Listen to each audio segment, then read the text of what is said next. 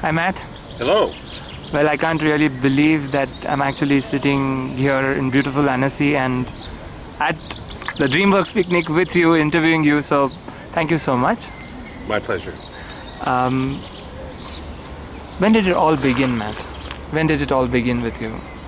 Well, it really began when I was a kid. My father, Homer, was a filmmaker, and he made short films mainly about his love of water, surfing films and so on and so forth. And he loved animation. He brought me up watching animation, and he was a cartoonist as well. And I said, "But Dad, you don't do animation." And he said, no, it's too difficult. And so I vowed to myself that I would work in animation someday. And I took his advice. He said, "Get other people to do the hard work." Okay. So I work with other people, and I do the very simple designs, and then other people do the timing and all the rest of that. So yeah. Do you write all of it? No. It's a huge collaborative effort. But in the beginning? In the very beginning of The Simpsons, when it used to be very short cartoons, I did write all of those. Yes. Yeah. And I drew the basic designs, but I did not animate. Too much trouble. Right.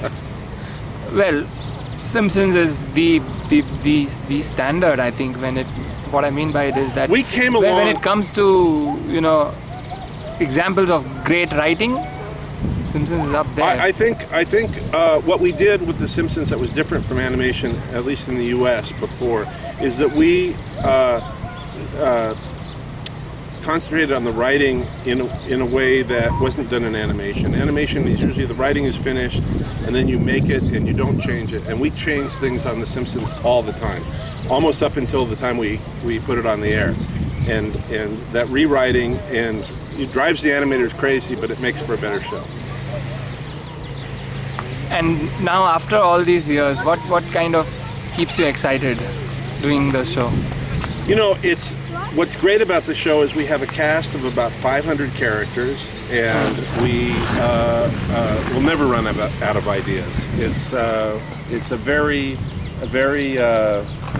conservative, conventional premise, just a family, and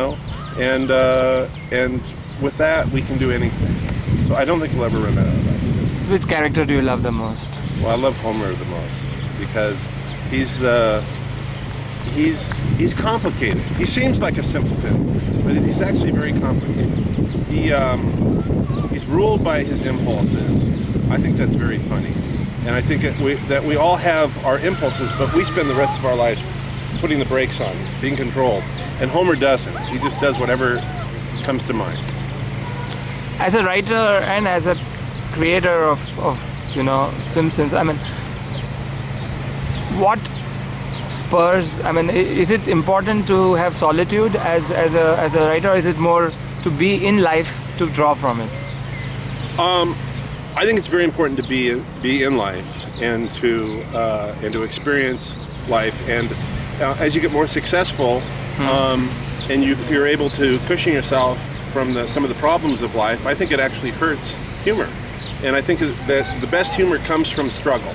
And as a result, I think a lot of comedy is good when people are young and they don't have as much money, and then they're angry and they're agitated, and that's where a lot of great strong comedy comes from. And that's when the audience can relate.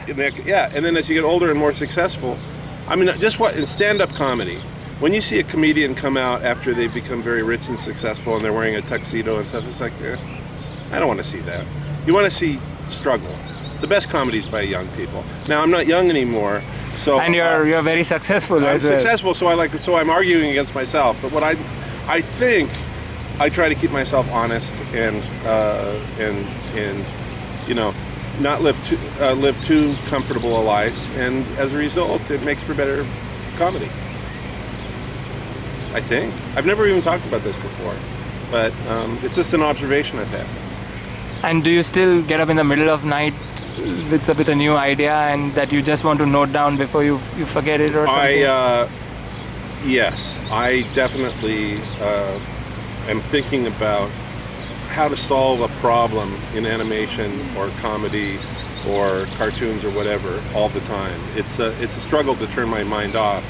I get a lot of great ideas in the middle of the night. Sometimes I wake up in the morning and I read what I've written down and I go, what? But often it's pretty good. And sometimes I go to bed with a problem, like I don't know the solution to it, and I wake up and somehow I have dreamed it. So that's very nice. Wow. And today with the kind of CGI animation and photoreal animation and VFX, coming out of the biggest studios, what is your comment on filmmaking, which is more and more relying on eventizing their films and putting in the biggest amount of VFX and CGI?